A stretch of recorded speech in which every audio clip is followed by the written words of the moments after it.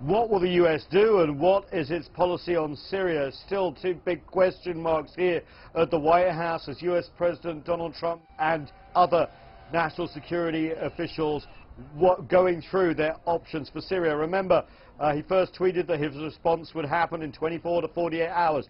Those 48 hours are up. Then he indicated to Russia that missiles were essentially on their way. Smart and new, he said, criticizing Russia's support for Bashar al-Assad's government in Syria.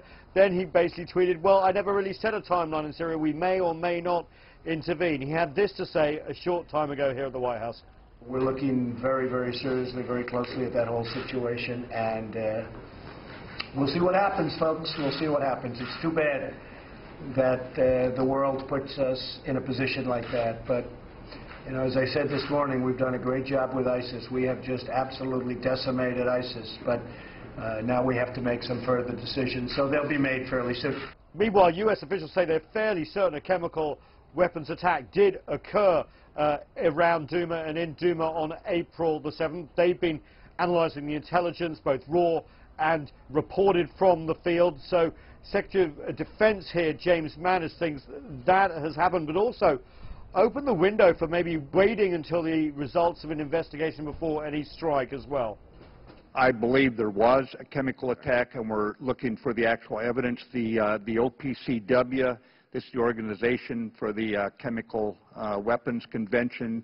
We're trying to get those inspectors in probably within the week. You know the challenges we face, where Russia has 6 times in the UN rejected and made certain that we could not get investigators in. Now, of course, if there is any strike, the big worry is that the U.S. and Russia could come into direct conflict. They've had these worries before, as U.S. has attacked ISIS positions in Syria.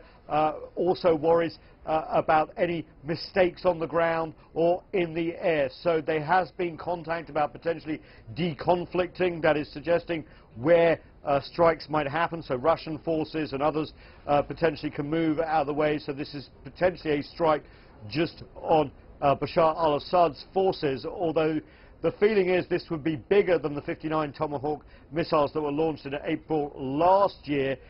Of course, it may be in coordination with France and the UK as well, and could be more sustained as well. Hence, perhaps the reticence here about when you go and how deep you go in, because Russia is pushing back very firmly on this potential attack. Nathan King, CGTN at the White House.